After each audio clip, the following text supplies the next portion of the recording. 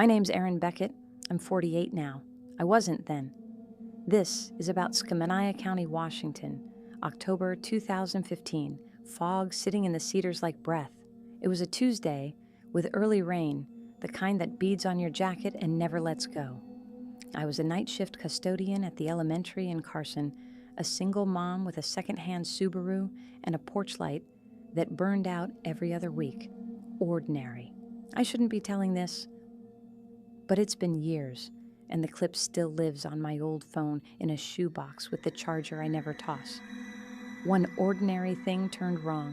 A child's laugh that wasn't my daughter's just past the alder line. After midnight, the sound was thin, like a cassette stretched too many plays. And there was a smell, wet dog and fern rot, coming through the screen. I know what people think when they hear Bigfoot. I did too. Wind in the stovepipe, a blue night, rain hissing on the porch bulb. Carson, WA. Late October 2015, my girl asleep with one leg out of the blanket, her stuffed daughter under her chin. I'd gone out to shake the welcome mat and check the propane gauge. Just habit. There was the creek, high from the week's storms. There was the neighbor's motion light flicking on for nothing. And there was me, with a chipped mug of peppermint tea cooling in my hand. Normal. Then 3 small stones clicked across my gravel like polite knuckles on a door. And the raccoon I'd been cursing all month went quiet mid-rustle. I told myself wind. I told myself a branch. The smell of wet cedar thickened. Got sweet in the wrong way, like a barn left shut too long. I felt watched, but gentle, like a question. "You're tired, Erin," I said. "No Bigfoot? Go inside." Early October 2015, Carson Elementary lunchroom, midday drizzle painting the skylights gray. Trays clatter across stainless steel, and a country station cuts to the local call-in show. A logger named Tom swears he saw something tall cross Rock Creek Road at dawn, moving through the mist like it owned the pavement. I'm mopping near the milk cooler, bleach sharp in my nose, floor machine humming like bees trapped in a jar. "More Bigfoot talk," Marcy says from the front desk, rolling her eyes, stapler clicking in rhythm. I laugh with her because I need to. I stack chairs in neat rows. I tell myself people see what fills their heads when the woods get too quiet. I'm a mother, not a mystic. Bigfoot is a word for bored men in long winters, for campfire stories and beer. Still, the radio crackles mid-sentence, and for a second, the hum drops out completely, like the room is listening back. I check the clock twice. I lock the supply closet twice. When I drive home that evening, the fog hangs low over Highway 14, headlights a soft cone that barely cuts 15 feet. At the driveway, the porch light flickers once, then steadies into that reliable amber glow. I breathe easy. Somewhere past the alder line, a jay scolds once, sharp and annoyed. I file it as nothing, yet I keep the radio on low all through dinner and beyond. Strange how the silence felt like an answer, I thought. And then I heard nothing more that day. October 12th, 2015. My porch, dawn, blue cold light creeping through the cedars. Kettle rattles on the stove, refrigerator hums its morning song.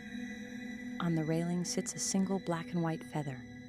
Barred, clean, bone dry, though the rail is soaked from overnight rain. My daughter June tilts her head like a curious sparrow.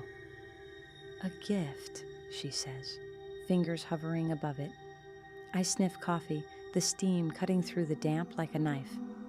I tell her a crow dropped it, simple as that. I prop the feather in a jelly jar beside the wicker basket of apples we picked last weekend at the orchard. Bigfoot doesn't live in a feather. That's silly talk, kid logic. But I wipe rain off the rail with my sleeve and see a smudge of mud the size of my palm, splayed wide like someone leaned there to peer through the kitchen window. I wipe it once, then again, harder. I check the back door lock twice, rattling the handle. June's school bus wheezes up the gravel drive. Diesel hangs in the air like a low cloud. As it pulls away, red lights blinking, the woods go quiet, too quiet, then a single knock somewhere deep in the tree line, like wood striking wood with intention. Wind, I say aloud, to the empty porch, to the feather. The feather leans slightly in its jar, as if nodding in agreement. I told myself it was a bird, yet the railing felt watched all morning, and I caught myself glancing at it every time I passed the window. October 18th, 2015, edge of our yard, low clouds pressing down, late afternoon light the color of old newspapers. A wicker basket of apples left by our split rail fence for the deer. My dad's old idea to keep them from destroying the garden tomatoes. The grass holds that cold iron smell that comes before real winter. June hums something from school, collecting small smooth stones along the fence line, dropping them into her coat pocket. Save some apples for pie, I say, watching her. A logging truck passes on the county road in the distance. Tires hiss on wet asphalt, then fade. "Mom, your Bigfoot will like these," she jokes, grinning with gapped teeth, and I wag a finger at her.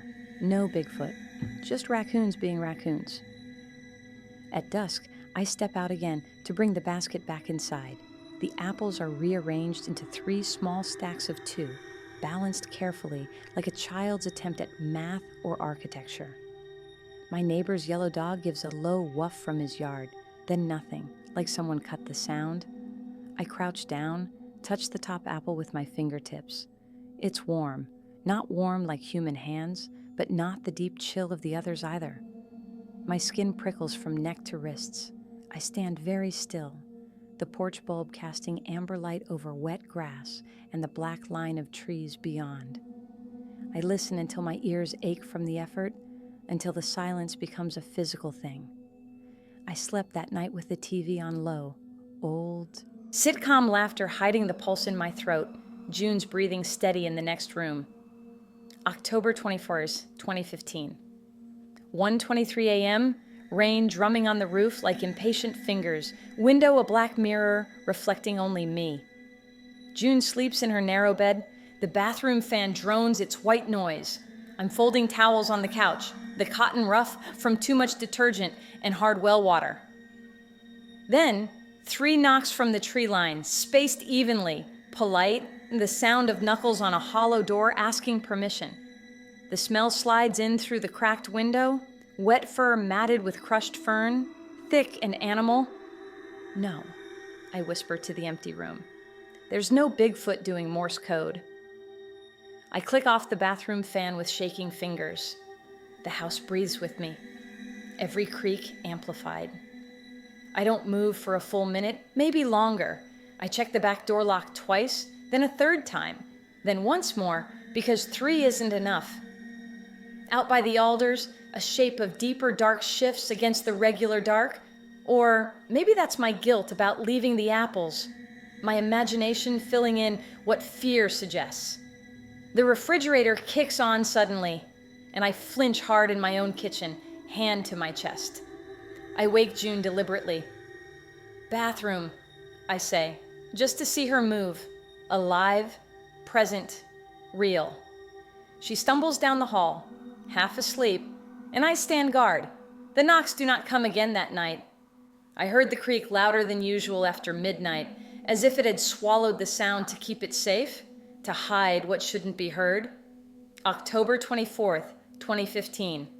Rock bar behind the house, morning fog lifting in ragged strips through the firs. The creek has dropped low enough to show the gravel bar and the smooth silt between stones. On the silt, a line of impressions leading upstream, broad, impossibly long, each toe a soft crescent, edges already slumping inward as water seeps back. I kneel in the cold mud, jeans wicking icy water up to my knees. My breath goes white in the still air. "Boots?" I offer weakly to the empty morning. But boots have tread, treads have patterns, these don't. I press my hand beside one of the prints. My palm looks small and childish against it, fingers barely reaching halfway. I don't take a photo. I don't want to feed the word. Don't want to become one of those people online. "Don't start with Bigfoot," I tell myself firmly, standing up too fast, head spinning. A blue jay screams twice from the canopy, harsh and accusing. The smell of riverstone and wet moss swallows the barn sweet smell from nights before, scrubbing it clean. My father's voice floats up from an old winter visit when I was young. Don't go giving names to the dark if you want to sleep, Erin. I follow the prints upstream until they vanish in cobble and current. A low whoop rises far off in the forest, like a person trying not to be heard, trying to be careful. All day I kept tasting iron, the way fear tastes, when you bite your tongue without meaning to, when your body knows before your brain does. October 26th, 2015, county store on the edge of Carson, late morning, propane heater ticking in the corner. I mentioned the knocks to Deputy Hale while buying 2 gallons of kerosene for the backup lamp. Bear, he says, not unkind, pen tapping against his ticket book. Coffee breath, badge catching the overhead light. Probably after your compost bin. You and your Bigfoot stories. The clerk laughs from behind the register, ringing up my purchase. I smile because it keeps the world level, keeps me from being the crazy woman at the end of the gravel road. Rain strings off the aluminum awning outside. A delivery truck backs up, beeper faint and rhythmic. I buy an extra porch bulb, the long life kind. I buy a box of 3-inch nails for no reason I can name. At home, I shore up the back window with a pine board that creaks like an old knee when I hammer it into place. June rolls her eyes, but helps anyway, handing me screws like a nurse assisting surgery, small palms smudged with dirt from playing outside. We eat grilled cheese sandwiches with tomato soup. The television murmurs about the incoming weather system. Rain for another week straight. A loud thump on the metal compost lid, and I jump hard, heart climbing into my throat. Just raccoon, I tell myself. Just raccoon.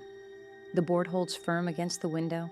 I tell myself I've made a fortress out of light and daily habits and reasonable explanations.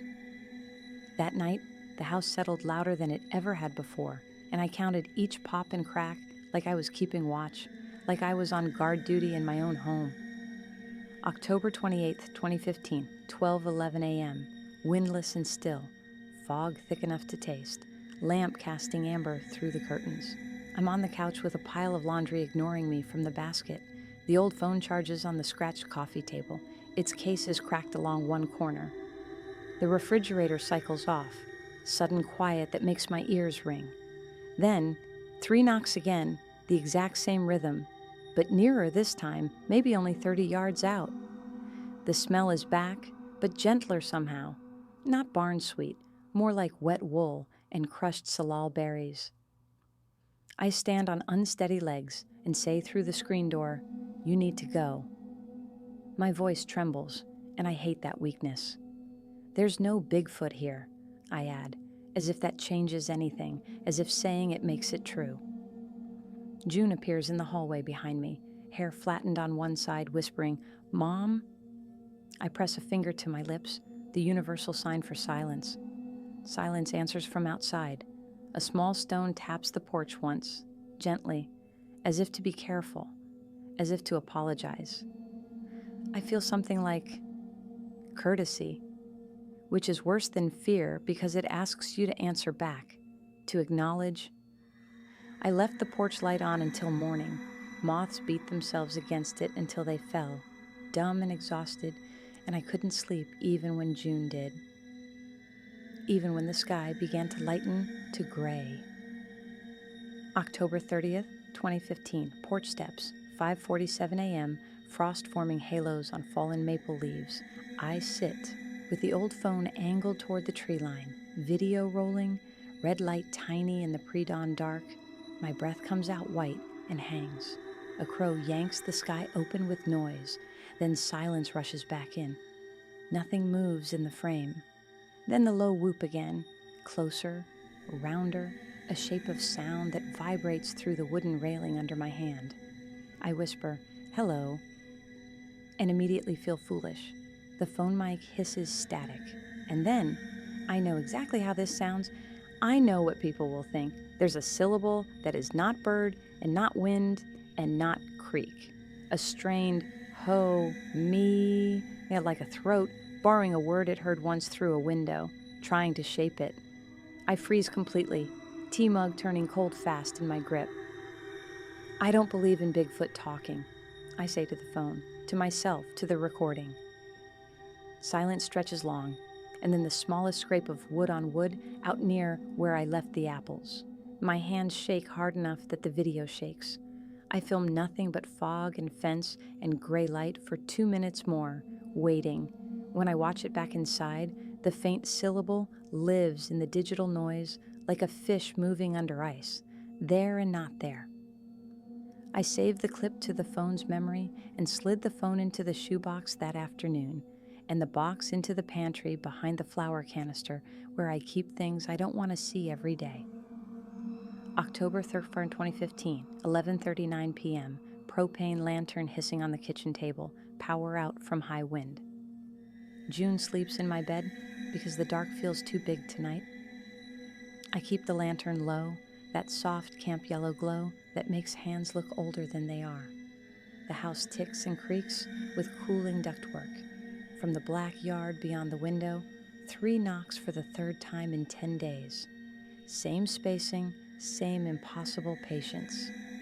I stand in the doorway, with the screen between me and whatever waits, lantern in one hand, the other steadying myself against the frame. I know you know we're here, I say, and my voice sounds like I'm speaking to a neighbor I trust. I am past pretending this isn't happening. What do you want? The smell comes with the breeze, but softer again, like wet pine needles warming in sun, like earth after rain. A shadow of deeper dark leans and unfolds near the alder line, taller than the brush. I don't look straight at it. I look beside it, the way we do with stars to see them clearly. Bigfoot, I say, and the word leaves my mouth like an apology, like a confession. There is a low whoop, then a hush, as if the forest is waiting to see if I will answer in kind, if I will meet it halfway. The lantern hisses louder, a rain gust rattles the eaves hard, and I feel something out there decide to stay back, to respect the line. I close the door gently, not slamming, and turn the lock with a soft click. November 1st, 2015, gray dawn, mist lifting in slow bands through the Douglas firs, porch bulb buzzing faintly. I leave 3 apples on the rail, placed carefully side by side, palms open, and empty afterward, to show I mean no harm. June sleeps inside, safe and warm. I stand very still on the wet grass, breath quiet and measured.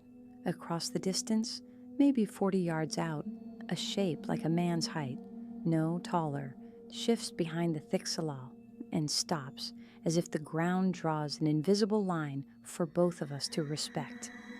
My old phone records from the kitchen window, red light tiny as an eye. I try a sound because words haven't worked. 2 soft whoops, because that's what I have. That's the only language offered. There's a long minute where nothing happens, and I think I've made a terrible mistake. Then that borrowed word comes again, better formed but still strained, still learning, ho, me. It's not a trick of the creek or wind. It lands in my chest, and my ribs feel the shape of it. This is our home, I say back, not loud, just clear. Yours too, I guess. We stand with that truth between us. I don't cross the line drawn in dew and shadow. Neither does it. I understand in that moment, this is not a stage. There is no audience to perform for. It was a Bigfoot, no question in my mind, but it was terrified too. I hear myself say later on the tape when I play it back. A jay drops a feather that spirals down beside my boot, black and white. I don't pick it up. I leave it there as an answer. November 3rd, 2015, night frost settling in, stars ragged and bright between the fir crowns, porch light steady and reliable. No knocks tonight. No smell carried on the wind. Just the creek running over stones and a distant logging truck on Highway 14. I stand on the porch with a thermos of coffee, the metal lid tapping against my finger in a nervous rhythm. I've hidden the phone deep in the pantry. I've told no one what I heard, what I saw. Protectiveness sits heavy in my chest. Over June? Yes, but also over whatever stands on the other side of that invisible line we both respect. You can go, I say into the trees, and I mean it in both directions. Go away from us. Go deeper into safety. In the dark, a single step in wet leaves, deliberate and slow. Then a second step, placed carefully. No third. The low whoop comes from far off now, almost kind, almost grateful, and a hollow thud like a forehead pressed against bark. Gentle, like goodbye, like thank you. Bigfoot, I say again, quieter this time, tasting the word like a name I'm not supposed to know, like a secret I'll carry. The porch light hums in its socket, a thin insect note barely audible. I feel something in me unclench and then clench back tighter, because nothing is fixed, nothing is resolved. A wind moves through the alders, and they sound like cloth being folded carefully by patient hands. I stand until my toes ache from cold, until the stars blur, until I'm sure it's gone. November 2017, my kitchen, rain threading down the window, propane heater set low to save money. Years later, 2 full years, I find the shoebox while looking for emergency candles in the pantry. Phone, tangled charger, the feather still in its jelly jar, a folded note from June with a wobbly crayon heart. I plug the phone into the wall. The battery icon crawls back from red to green over 20 minutes. The clip plays when I press it. Tape, hiss, fog, fence rails, then that syllable again, no crisper with time, no clearer. Ho, me. I pause it with my thumb, like I can stop history from moving forward. I won't share it, I say to the empty room, to the pantry, to the idea of men with cameras. I don't know, judging my child's yard, turning it into spectacle. They don't get to own this moment. I whisper Bigfoot, like a prayer, not to make anyone believe, but to remember who stood outside our life and didn't break it when it could have. The refrigerator hums its steady song. I check the door locks even though it's noon and bright outside. I put the phone back carefully, wrap the cord, tuck it deep behind the flower again. That night, I swore I heard a low whoop in a dream and woke with my hand open on the pillow, like I'd been handing someone an apple across the distance. Late September 2024. New rental house closer to town, porch light colder and more efficient, traffic a faint hum 2 blocks over. I'm older in the bathroom mirror, lines deeper around my eyes. June's at a college 2 states away, studying environmental science, calling every Sunday. I sit on the small back deck with a mug of tea and the window cracked open. Rain smell clean on wet asphalt instead of forest loam. And then, again impossibly, 3 knocks from the narrow ribbon of trees behind the apartment complex. Same spacing, same careful patience. I laugh once, a short bark of disbelief, then put my hand to my mouth. I hear you, I say, soft enough that no neighbors can hear. I remember. The word Bigfoot feels like saying a person's real name after years of nicknames. Careful, exact, weighted with history. I don't film this time. I don't move toward the sound. The knocks do not repeat. A single feather is caught in the window screen when I close it an hour later. Barred, black and white, a little frayed at the edges. I leave it there, pressed against the mesh. The refrigerator clicks on in the kitchen. A car door slams 2 buildings over. Someone's dog barks twice. Normal life ropes me back into its current, but the pattern plays in my head like a song I can't forget.